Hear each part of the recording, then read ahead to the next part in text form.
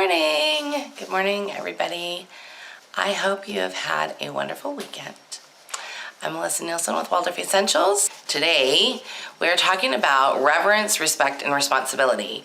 One of the biggest questions I get on a fairly regular basis is, how do I teach reverence to my child? And, I thought I would sort of take you on this journey. And for those of you who have our first grade, these are the signs. They're backwards for Instagram, but they have been hanging in my schoolroom. They are tattered. They are older than my husband and I's relationship. They have been around for a lot of years. They're just signs that I made, when I started homeschooling them. So they're probably, Harry was probably in first grade, maybe second grade. I think first grade though. And then they just say reverence, respect. Oops, that one's backwards. Respect and responsibility. And I used to have them just sort of on the wall, and then I would just point to them because they knew what they meant. But I'm going to talk to you about how they knew what they meant. So these pertained mostly to homeschooling, but what I found was that it spilled over into all of our life, and it really changed sort of how I was, how I parented, and how I showed up. So it's reverence for homeschool, respect for each other, and responsibility for self. And it really turned into sort of reverence for home, responsibility for self, and respect for each other. So when I can remember, I was just brand new homeschooling. I was still married to my ex-husband, and my mom had come for a visit. Good morning, Mom, if you're watching. She'd come for a visit, and I remember she took me aside, and it's never good. It's never good when your mom takes you aside, even when you're a grown-up. I remember she said to me, and I only had 3 kids at the time. It was, like I said, still married to my ex-husband. And I remember she said to me, "Melisa, I love you, and you're a great mom, but you yell way too much." And I remember thinking, screw you. You only had 1 child. You have no idea what it's like to be with these kids all day long. You have no idea. And I remember just being hurt, but at the same time trying to justify it. You know what? I'm an Italian. We yell. That's just what we do. But then I really had to take it in and really think about it, because I was yelling a lot. And I know some of you feel like you yell a lot. And so my kids were probably 7, 5, and 3 at the time, my big kids. And I felt like that's all I did, was cook food and yell at people. And really tried to sort that piece out and sort out why I felt like I needed to yell so much. So my life was kind of messed up at the time, and my ex-husband and I were not in a good place at all, and so much of my yelling came from my frustration about the rest of my life, and just sort of where I was, and I was not where I wanted to be. If you ever have a time in your life, which you will if you haven't already, where you step back and you go, this isn't exactly where I thought I would be right now. Or this isn't exactly what I thought it was going to be like to be a mom. Or this isn't exactly what I thought it was going to be like to be married to this person. You're going to have those, and it's okay. It's okay. I want you to go, phew, this is what Melisa was talking about. It's okay that I feel this way. And then you have to go, all right, well, so what's next? Because one thing that I learned, and a dear friend said this to me years ago, she said, losing the dream is harder than losing the reality. And sort of that dream that we sort of build up in our head about what parenting is going to be like and how easy it's going to be, especially if you're an attached mom, because you get it in your head. You're doing all these great things, right? You're breastfeeding until they're done. You had this great birth experience, and you're cloth diapering, and you're co-sleeping. It should be easy, right? Because that's what you have in your mind. It is not easy. It is not easy. Attachment parenting is very much worth it, but it is not easy. And attachment parenting doesn't always lend itself to positive parenting. It often lends itself to permissive parenting, and parents who yell a lot. So, I just love it. Somebody says, the twitchy mom says, OMG, you're talking about what I was just talking to my husband about last night.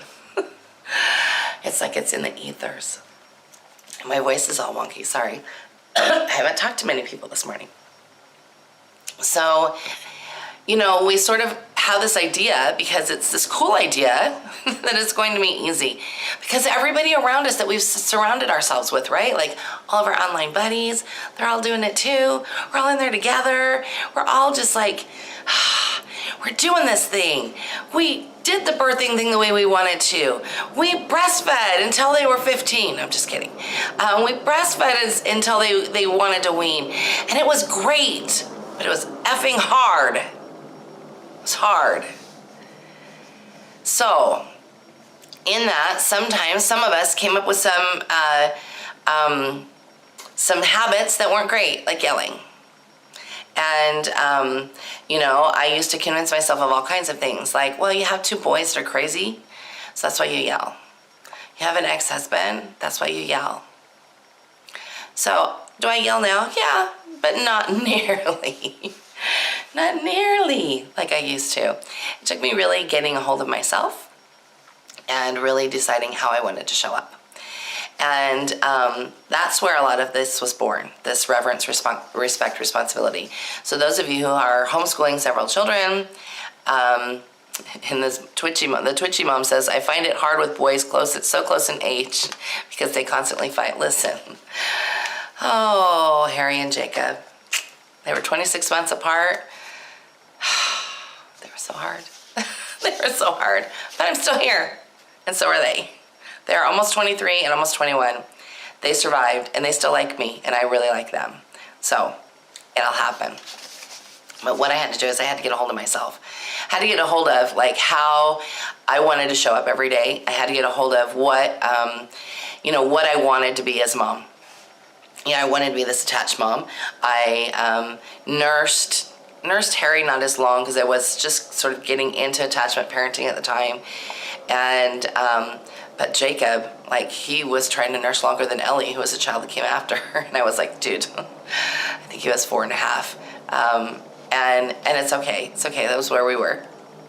And so I was in this space of being a martyr for my children and being a martyr for what I wanted for my kids. And I had to realize that in order to be the mom that I wanted to be, I needed a break. And often when we become attached parents, we don't give ourselves a break, ever. It's like, no, I'm doing this. I'm gonna be a martyr for my kids. Stop it.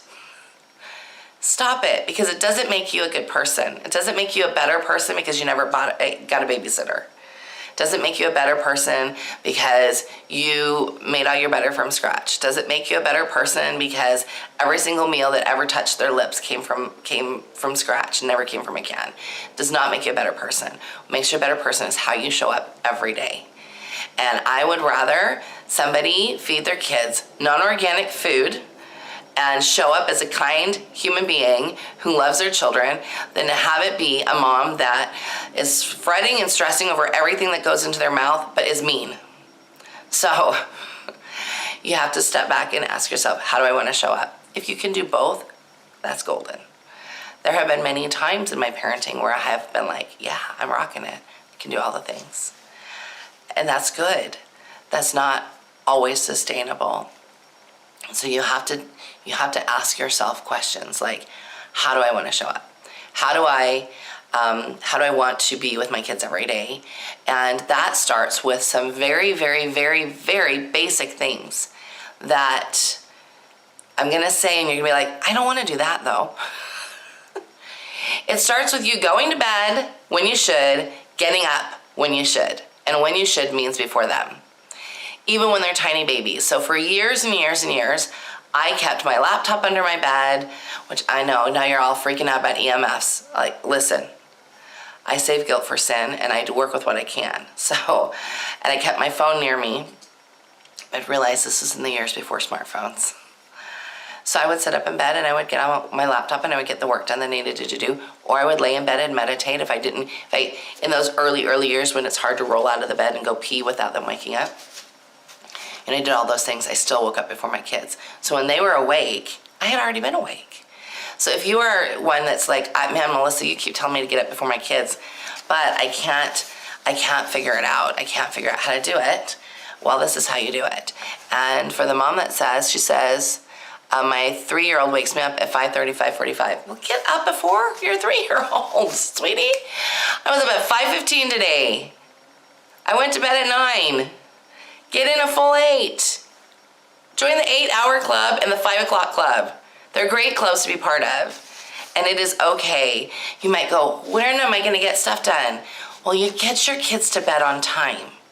And on time for young children, and I'm going to say young children all the way, I would even say till 12. They are, like, Soraya goes to bed at 7:15. She's 8.5. Sam is, he's 13.5. And last night at 8:30, he was still ambling around here. And I said, dude, go get your book and read. Good night. I love you. I'm off duty.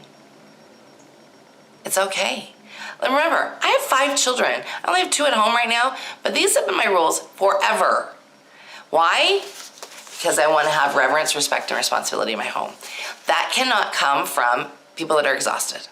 If you're exhausted and they're exhausted, man, that's a big recipe for disaster and a recipe for you to yell. So it doesn't matter how many organic meals you get into them. If you're mean and awful and they're falling apart, it's not working. So you have to really decide, how do I want to show up? So the Twitchy Mom says, what would you suggest a day plan be with a 2 and a 4-year-old? Rhythm. Look at our material on rhythm. I would get your fanny up before them so that you are ready to greet them. I mean, that's really and truly what it's about. When you get up before your kids, you are ready to greet them when they come and see you. You're not shot out of a cannon in the morning. You really want to be like, I'm ready to be with these children that I love. Because otherwise they're those people. Like, I knew that I had gone from the good place to the not so good place when I stopped referring to them. And usually this, like, you're referring to them between the hours of, I don't know, 8 and noon as your children that you love. And at about 1 o'clock, you're like, these people that I'm with, they ship to these people. If you're in the these people place more often, then you need to ask yourself, okay, wait a minute, I need to make some changes. Start with your sleep. Start with your sleep and their sleep.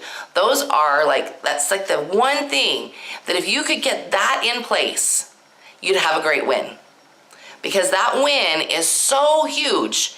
You're not just setting yourself up for better, like feeling better. You're not just setting yourself up for like having better health. You are setting them up for a life of good sleep habits. They start now. So if you have a 3-year-old that's not sleeping, I want you to meditate on this. I want you to imagine your child at 30 coming back to you and going, listen, lady, why didn't you help me when I was 3? And then give yourself a reality check and go, wait a minute, I need to help you now. It's my job to help you now. I have stewardship over you.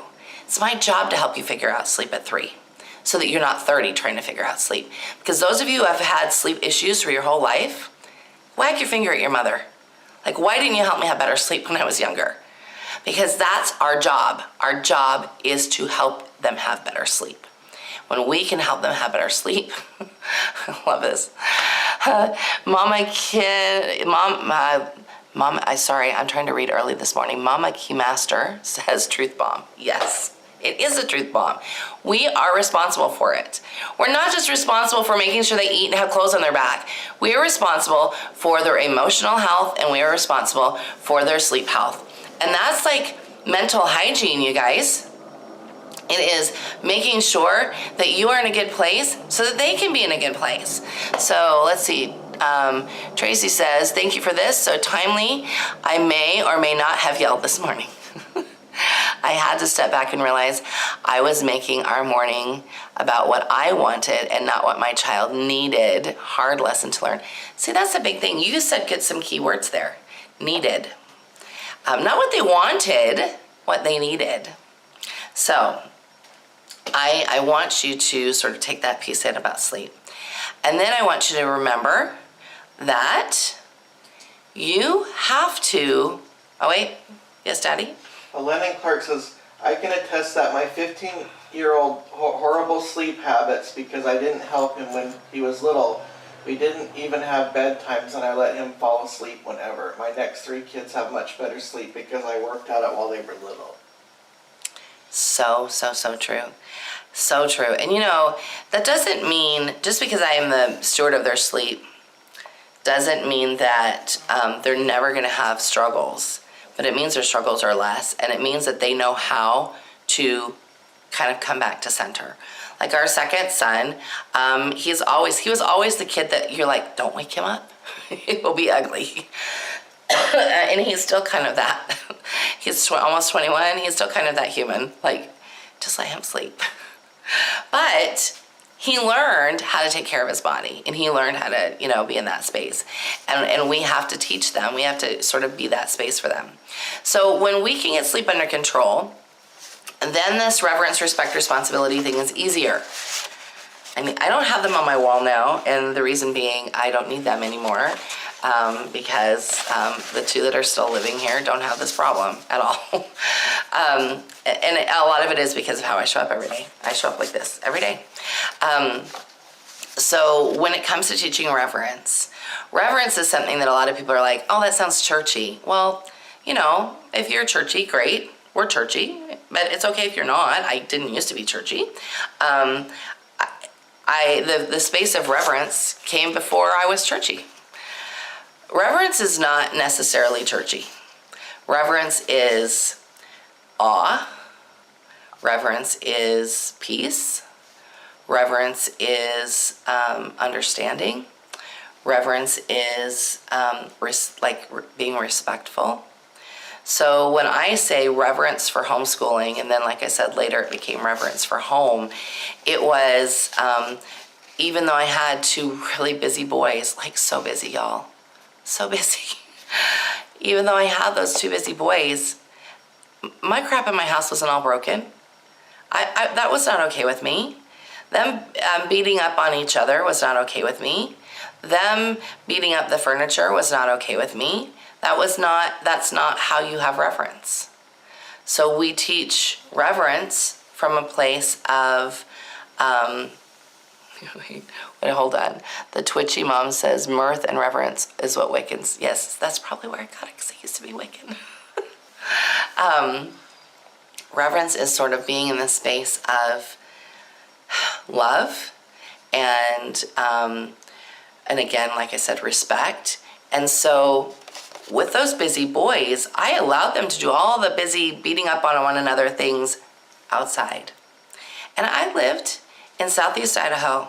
So don't say, oh, it's easy to do in San Diego. Listen, it was easy to do in Southeast Idaho. If you guys want to be mean to each other and you want to beat up on one another, I know it's 13 degrees outside, but get your families outside. So we're not doing that in here. Well, in here, we're going to move your body. We're going to do some yoga, or we'll hop on the treadmill, or we'll run on place, and we'll do jumping jacks, and we'll do all sorts of movement things. But if you want to beat up on each other, there's the door. From a young age, like 4 and 6. I don't have time for that crazy. But it took me being like in a place where I wasn't like, yeah, I have to stop that. There, I was that mom for a time.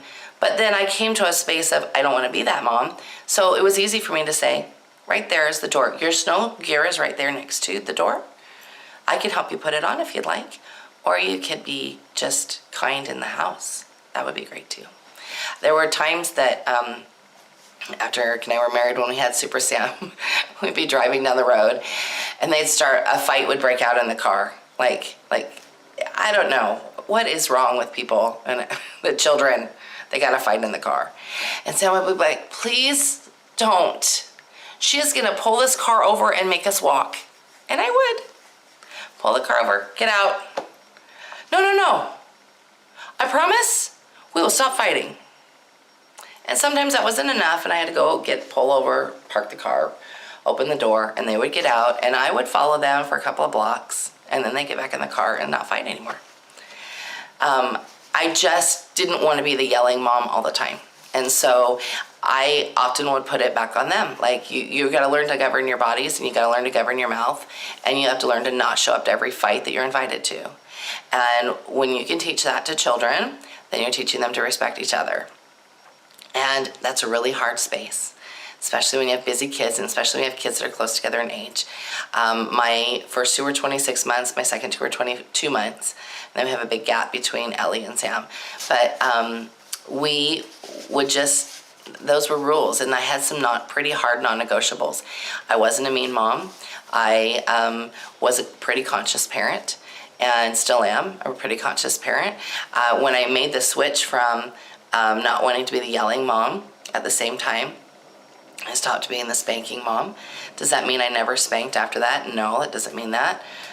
It doesn't mean that. Does it mean that that's my first go-to? Heavens no, it's not even my 10th go-to.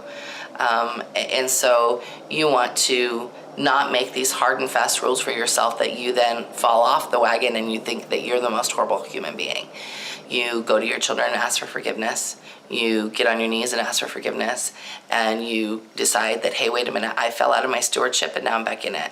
And what do I need to do to get back in it? I need to make sure my butt gets to bed tonight on time so that I can get up tomorrow morning and not feel so exhausted. Because so much of our bad parenting comes from us being exhausted. So if you are in those years where you've got a baby attached to you, or maybe two babies attached to you, and you aren't feeling like you're getting the help that you need, you either need to speak up and say to your partner, hey, when you get home, I need to go lay down for an hour and take a nap. Or you need to hire somebody. Now you might be thinking, we don't have two nickels to rub together. Find somebody to trade with. Find a friend that will let you trade babysitting with. You know, I had a friend when my big three were little, and that's what we did. We traded babysitting all the time. One day a week, she would come and take mine, and another day a week, I would come and take hers, like for 4 hours at a stretch. And it was so, so helpful to us as parents to be able to just swap babysitting. And you know, I know that not as much of that goes on today because somehow we've decided we don't need a village to help raise our children, but we do. So you need to ask for help. And if you belong to a church organization, you call somebody and you say, hey, is there somebody that can help me with my kids? I need some help. Do you have any recommendations? Or you have a civic organization, you do the same thing. But you ask for help so that you're not exhausted, because your sleep is so important. It makes you a better parent. And then when you are ready to get them to bed on time, which should be tonight, just FYI, should be tonight, get them to bed at an appropriate hour. So if they are under 7, they need to be in bed by 7. Yep, I heard it. Did you hear it? By 7. If they are under 8, 7:30, you know, sometimes I allow Sarai to stretch it, not too often, because she still gets up the same time every day. So I'm not allowing her to stay up till 9 if she's still gonna get up at 6:45. Not happening.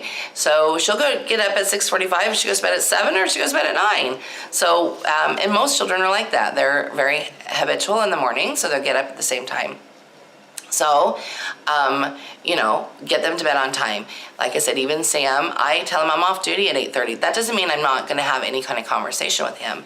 But he knows from experience with me, the best time to have a conversation with me is right after his sister's gone to bed, which is usually around 7:15, 7:30, or first thing in the morning, or hey mom, can I talk to you? I always make time for my kids, always. I will do what I need to do so that the others can not be there, so that I can spend time one-on-one with him. And I have always done that for all my kids.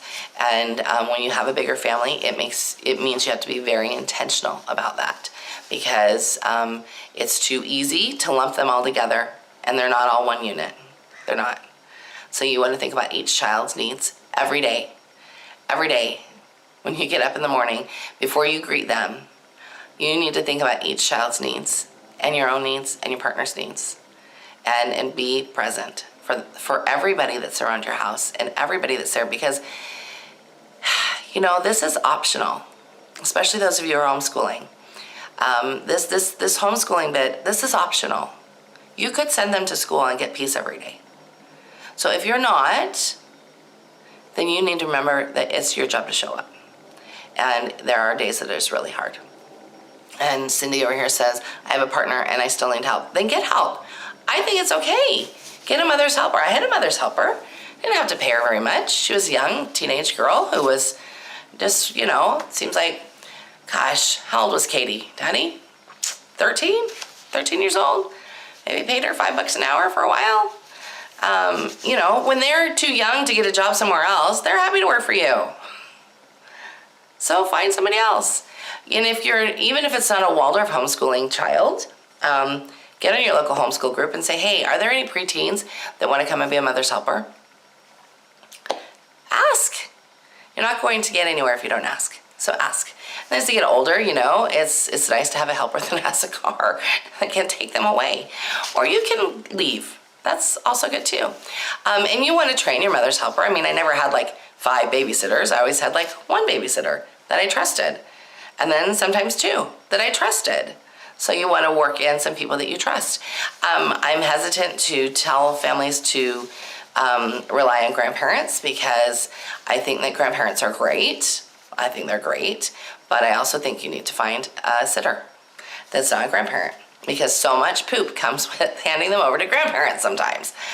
Because that's what I get. I get the, my mother-in-law helps me, but she lets them watch all these shows and she lets them eat all this garbage. And I go, okay, wait a minute, that's not helping you then.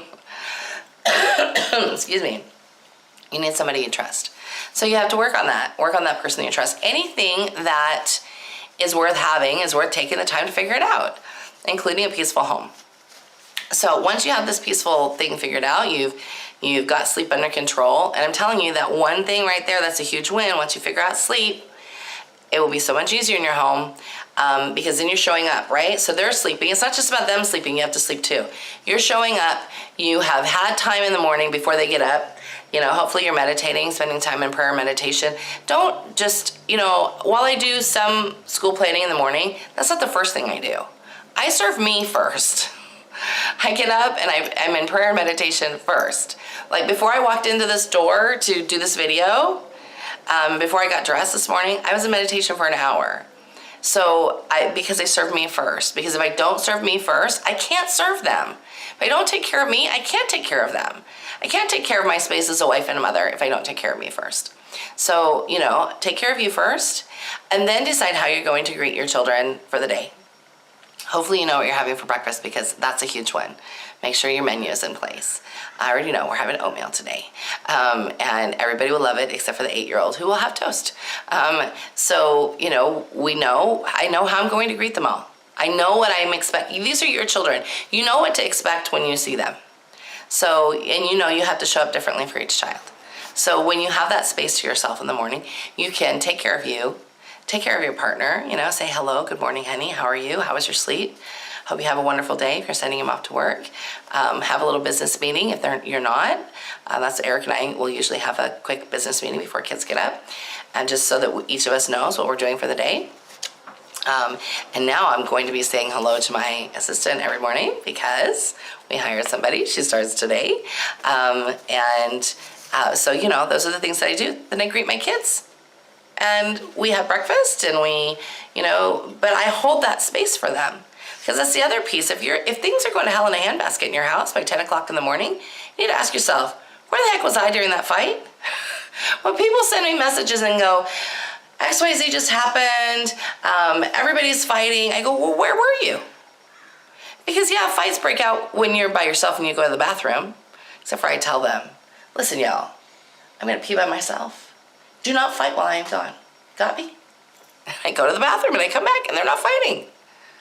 So you want to ask yourself when fights are breaking out, where was I? And that doesn't mean you weren't physically present, but your mind probably was gone and they felt it. So when you are holding the space, there's less fights. Sleep, holding the space, less fights. And I mean, who's down for less fights? I sure am. I have 5 kids, totally down for less fights. And I'm going to tell you, they still fight when they're grown-ups, in silly ways. But, you want to be in that space where you are holding it for them. When you hold it, you have this space of being able to instill reverence, respect, and responsibility. If this is something new for your homeschooling, I would sit down with them today and say, listen, we're going to try something new.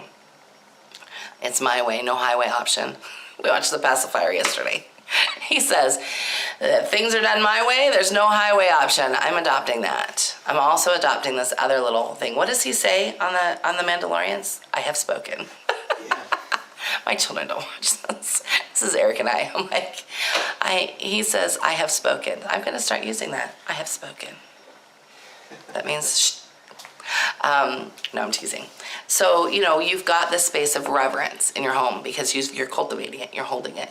And you just tell them, we're going to try this new thing. You all like homeschooling, right? So, I didn't send you to the school down the street. So I want you to start having a reverence for homeschooling. What's reverence? What is that? Well, that means you like being here and you like doing this that we do. So when mom asks you to go read, that means I expect you to go read. Or if I need you to entertain your little brother while I am doing lessons with your sister, then that's what reverence means. And then respect for each other. So that means when I'm doing lessons with your little sister, you're not knocking down my door trying to show me something.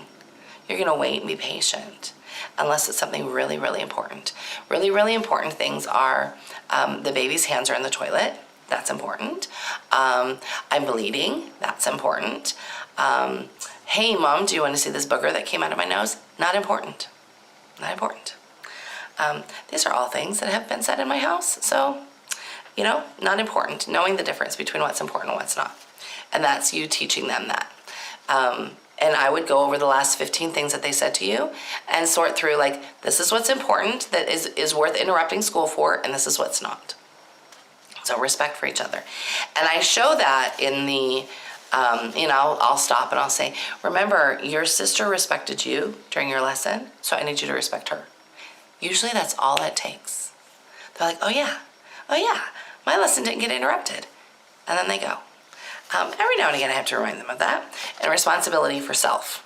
So that means they're responsible for themselves while you're doing lessons with the others. I don't expect a 4-year-old to be responsible for themselves. I expect a 7-year-old to be responsible for themselves. Most 6-year-olds can do it. And that just means, hey, I can sit here and do handwork. I can look at books. I can play with Play-Doh. I can draw. I know what things I can do while mom is doing school with somebody else. And, in our house, because we had so many kids, we had kids that were assigned to help with the little ones while I was doing lessons with somebody else. So get going on the rotation. If you are thinking, feeling, willing member, we have the Schooling Several Children mom lesson. If you are not, you can go to the resources section of our site and see a portion of that. It is waldorfessentials.com/resources. So we talk about schooling several children. We also have other videos just on that. So I hope this was helpful today. I hope that teaching your children reverence and helping them understand respecting each other and responsibility for self, I hope you realize it starts with you. And it starts with how you show up and how you are sort of being there for them. And, this idea of, oh, well, I'm a conscious parent or I'm a positive parent, it still starts with you. So be in this space of knowing that you are showing up as your best self. And when you don't, I love it. My dear friend, Kelly Sandberg, she used to say, well, we would do a do-over. We would just start the whole day over. And even if it was 10 o'clock, even if it was 3 o'clock, they would start the day over. I love that. So don't be afraid to just go, you know what? This has been really bad. And I am taking responsibility for steering it the wrong way. So let's start over. Can we just start over today? And allow that space. Allow that space with your kids. All right, I hope you guys have a wonderful week. And I will see you all next Monday. What am I talking about next Monday? I am talking about how to get through the holidays with family. And I think we might be talking about Christmas festivals or holiday December festivals at the same time. All right, I hope you guys have a wonderful week. See y'all later.